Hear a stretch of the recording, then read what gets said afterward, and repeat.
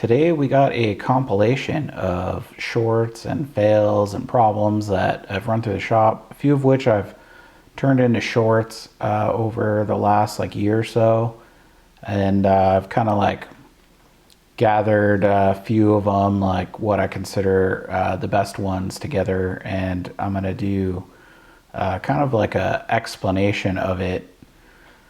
And it's not really a reaction because I was the one that recorded it, but yeah, just like a little feedback as to like what's going on. So let's start off here with the first one. Nah, that's not good. Yes, the flashing Christmas tree. So this was actually a few years ago. This was a Volkswagen at the dealer, and what it was is one of the, I think it was the 15 relay. The terminal actually, like the lock for the terminal failed or backed out. I don't exactly remember, but it wasn't making like great contact. And so it was a sporadic problem. It would happen. I got it to the point where it would act up like pretty frequently, but they were able to like actually drive it in. But this is me keying on, and Nah, that's not I don't remember if the vehicle would start or not. I mean, I drove it in, but like I say, it was a sporadic fault. So that actually I got pretty lucky with. I think I just started, you could hear it clicking, and so I think I just like reached under the SC panel and started checking relays, and the 15 relay that was like clicking really fast, I pulled out and I checked it with like a flashlight, and you could actually see the terminal was like pushed in. So I got kind of lucky on that one, but definitely a weird problem. The old smoking pump deuce. So this one here, what actually ended up happening was the EGR cooler. I wasn't working on this car. The EGR cooler, I think, failed and got a bunch of coolant in it or something. And after replacing it, there's just so much crap like in the exhaust that it ends up smoking. I'm pretty sure that this is the 2-liter Pumpadeuce and not the 1.9s, and the motor's like laid, it's not transverse, it's longitudinal, but yeah, I'm pretty sure that one was the EGR cooler failed.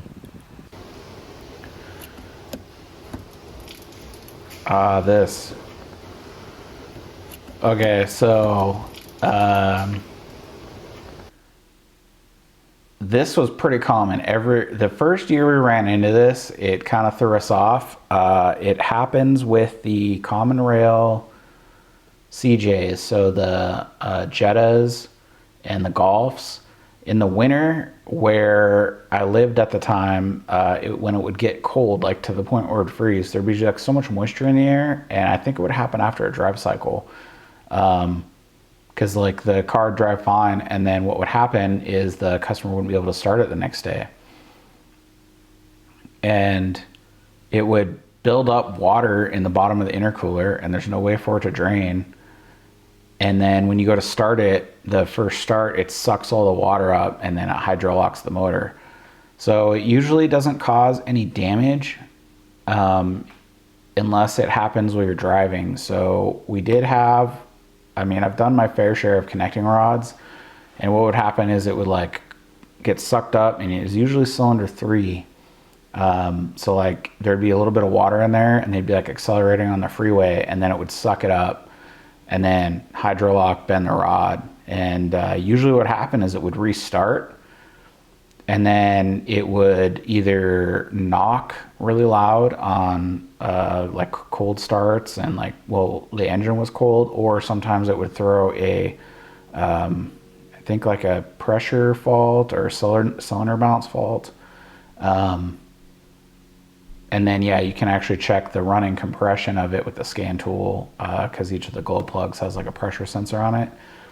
And that would be low on one of the cylinders. Like you're looking for a difference from, that's like sticking out. And I don't remember if that shows up on a compression check or not. It might, like if you just do like a normal compression check. And then I think after that, they want you to like actually pull the cylinder head off and measure piston protrusion to like verify it. But everyone that I've seen that's like throwing with either like knocking symptoms or like throwing a light, like the rod's been like visibly bent when you pull it out. So what we would do is drain them like this. Here in the video, we'd pull the charge pipes off and actually drain it out. And then this next part here is what we do. We pull the glow plugs out of them and just clearing the cylinders for the water. You can turn it over by hand too, but it usually doesn't like get enough of it out. You see, like honestly, like it geysers up like 15 feet or so. So yeah, we would drain the intercoolers and then crank them out. And then after that, when this was first happening, I would recommend a compression check. Everyone that I saw that you caught early seemed to be fine, so we kind of just stopped doing that. It was like a little bit of a waste of time and money. But there is actually like an update kit. It's an updated intercooler where it's like split and then it's vacuum controlled. And during cold weather, it's supposed to like close off the bottom part of the intercooler. I don't know if it's to either prevent the condensation in there itself or to stop it from like getting sucked into the thing. But once it's in there, I don't really see where it's going to go unless they're hoping it like slowly evaporates and cycles through. But I've definitely seen this problem with the updated cooler on it. So in my opinion, I don't think it's a fix. It could be because either people are installing the hoses wrong. I've definitely seen that where the hoses in the actuator are like routed wrong or backwards. So potentially it's not working, but I still have seen, I'd say it's like half the ones I've seen had this kit on it, because I think that they were covering that kit under warranty when this was happening.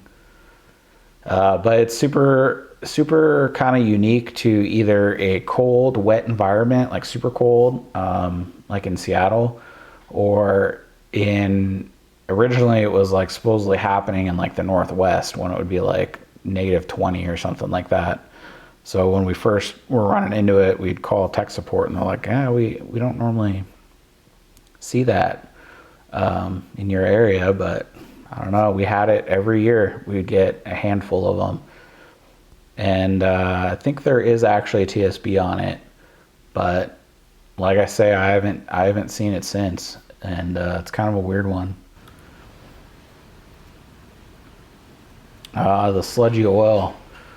So believe it or not, this actually seemed to happen. The customer was running biodiesel through their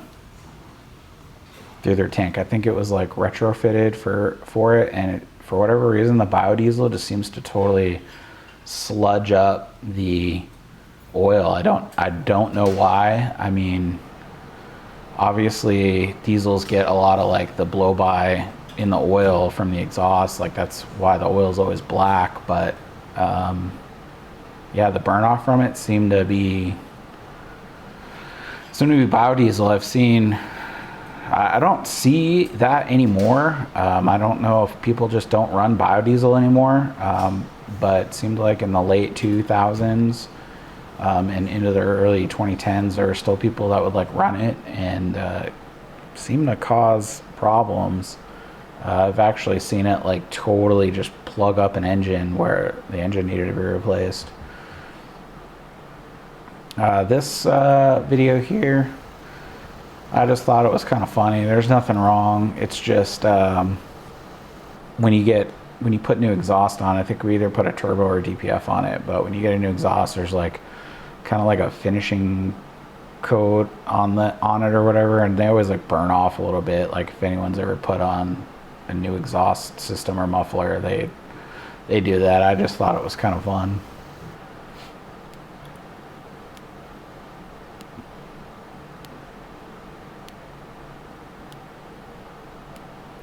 That sweet tapping.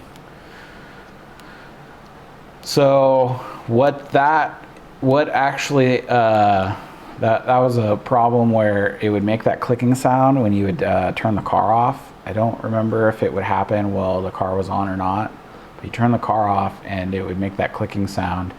And I think I originally put a speaker in it because I was like, I mean, I don't know, is the speaker like bad or something?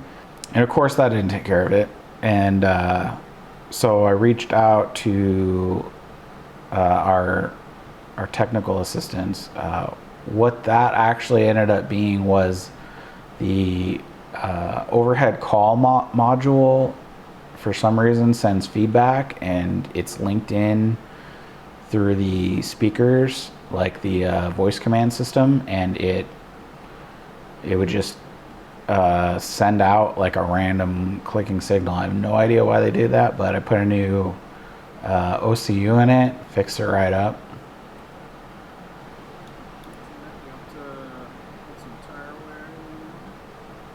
Oh yeah.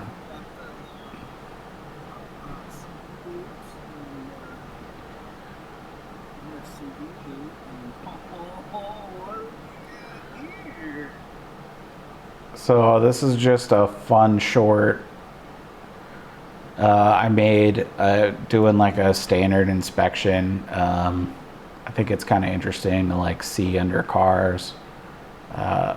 As a tech, you see them all the time, but I'm sure as like a customer, and before I got in the automotive field, yeah, you don't really like know what under the vehicle looks like. But the thing in that video was that one of the jam nuts was loose. Which I don't think I've ever seen one actually all the way come out. I've seen that like probably a handful of times in my life, and they usually like back out a little bit. With the tire wear, my guess is that the tie rod did actually spin a little bit, cause the toe to be out, to cause that tire wear. But I'm not really sure if it's like the nut just vibrates and unscrews a little bit, or if the actual tie rod turns a little bit, or a combination of the two. But like I say, I don't think I've ever seen like a catastrophic failure where with like the tie rod falling out on that, but I've definitely seen that a couple times over the years. And with that one, I think I just like tightened the jam nut up and recommended an alignment, and then he's like, no, I'm not doing alignment. So just shipped it on his way.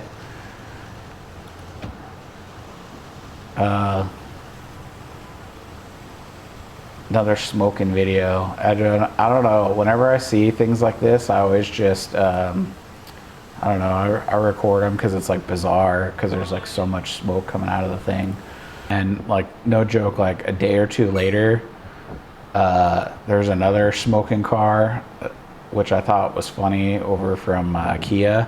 And I think we had like wildfire smoke in the area at the time, so it was like I recorded. I thought it was funny. It was like kind of like a unspoken insinuation that, oh man, how long you been letting that car run for? Can't even see the sun.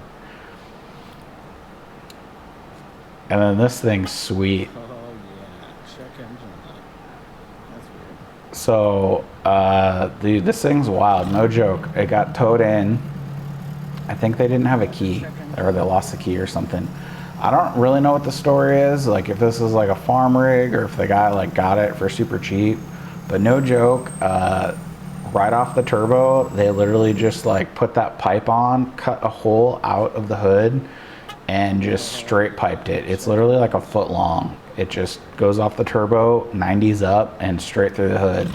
And he actually brought it in. Well, one, he needed a key, but he's like, hey, will you look at my check engine light for me? And I was like, I mean, I can, but it's kind of like a waste of money. I ended up pulling it, and it's like, of course, there's just faults in there for the emission system. So you would have to like tune all that out, which obviously we don't do. I don't really know of anyone that will do stuff like that anymore because everyone's just so afraid of the EPA. And dude, this thing, this was a while ago, but the clamp was touching, I think it had a bad coil, and the clamp was touching like part of the metal, and it was like actually like arcing, which is just super interesting to see, like, you know, how things can kind of fail. I caught a car on fire one time. It had something like that going on where it was arcing, and I was like cleaning something off, like an oil leak with some brake clean, and the fumes like ignited, and it was like this fireball that just like rolled through the engine. I ran to grab the fire extinguisher, and by the time I got back, it was out. So it was just the fumes caught, but dude, it's scary nonetheless. And then this last video here, this is pretty recent. Car came in with a donut on the left rear and then 2 flat tires on the driver's side. And I just thought it was a sweet outro of a car just rolling down the road. But yeah, that's my take on some of the videos. I'm always surprised, like when I upload like a short with one of these, like the electrical one, no one, like a bunch of people like make some funny puns, and some people guess like, oh, check the battery, you know, like I think I heard that like 15 times. No one actually like asks like what the problem is. I don't know if they just like don't care or what. I always think it's interesting when I run across like weird problems.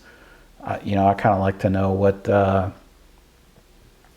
the solution was, but yeah, I don't know. Hopefully you found this interesting. It's probably not educational, but that's my take on it, and a little bit of kind of like behind the scenes of, you know, some of this stuff. So thanks for watching. Appreciate you, and see you in the next one.